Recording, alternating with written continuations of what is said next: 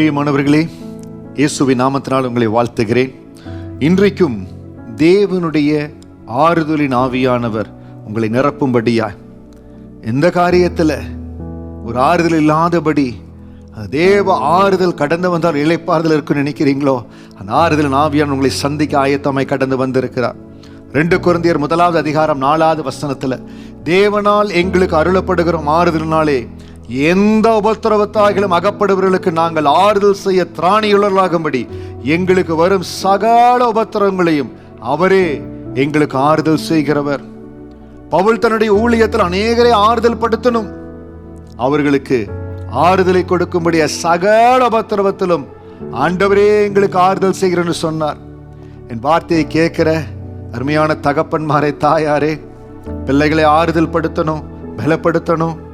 தைரியமா பேசிடுறீங்க, ரூம்புக்குள்ள வந்து தனியா அழுதுட்டு இருக்கிறீங்கள, யாரும் பார்க்க கூடாதுன்னு சொல்லி அழுதுட்டு இருக்கிறீங்கள, யாருமே பார்க்க கூடாது, எல்லாத்தையும் நான் தைரியப்படுத்துறேன்னு சொல்லிட்டு நீங்க தனியா அழுதுட்டு இருக்கிறீங்களே, அதை பரிசுத்த ஆவியானவர் பார்த்து கொண்டிருக்கிறார். உங்களை ஆறுதல் படுத்துகிறார், உங்களை ஆறுதல் படுத்துகிறார். எந்த இடத்துல இருந்தாலும், எந்த இடத்துல சொல்ல முடியாதபடி வேலை இடத்துல ரொம்ப இருக்கிறாங்க, யாருமே பார்க்காத இடத்துல போய் அழுது கொண்டிருக்கிறீங்களே, உங்களை ஆண்டவர் பார்த்து கொண்டிருக்கிறார். உங்களை ஆறுதல் செய்யும்படியாய், உங்களை பலப்படுத்தும்படியாய் பரிசுத்த ஆவியானவர் உங்களோடு கூட இருக்கிறார். நீங்க சோர்ந்து போக கூடாது, தளர்ந்து போக கூடாது. ஆண்டவரே, நான் என்ன செய்வேன், எப்படி இந்த காரியத்தை செய்வேன், தளர்ந்து போக கூடாது.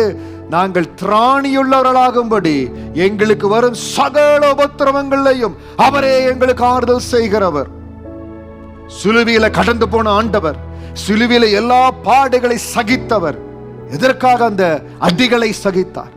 எதற்காக ஆணி கடாவும்படியாய் தன்னை ஒப்பு கொடுத்தார்? நம்மளை ஆறுதல் படுத்தும்படியா.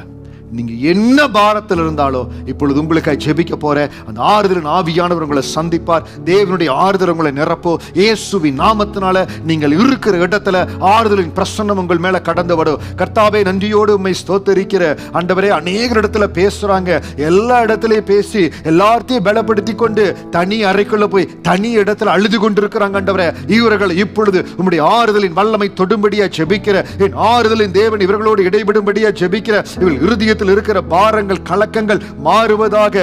ஆண்டவரே, சில பேர் ஒரு இழப்பின் மத்தியில கடந்து போய் அந்த இழப்பிலேயே அவர்கள் டிப்ரெஷன்ல கடந்து போகும்படியா தங்கள் ஒப்பு கொடுத்திருக்கிறாங்க. ஆறுதலின் அபிஷேகம், தேவனுடைய ஆறுதல் இப்பொழுது இவர்களை நிரப்புவதாக. ஆறுதலின் ஆவியானவர் நிரப்புவாராக. இயேசுவின் நாமத்தினால அந்த டிப்ரெஷன் ஸ்பிரிட்டுகள் எடுக்கப்படும்படியா ஜெபிக்கிறேன். தேவ ஆறுதல் ஒவ்வொரு இருதயத்தை நிரப்புவதாக.